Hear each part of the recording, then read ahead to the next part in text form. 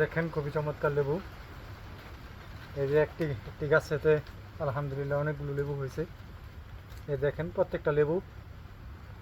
এই দেখেন,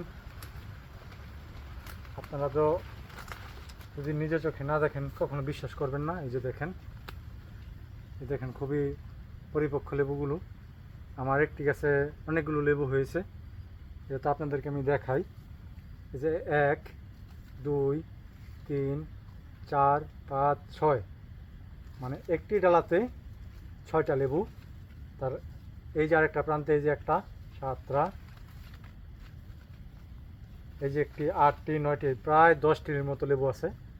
এটা পরিপূর্ণভাবে পরিপক্ক হয়েছে। এখন আমি এটা হারভেস্ট করব। এই যে বিসমিল্লাহ, 1 2 3 4 5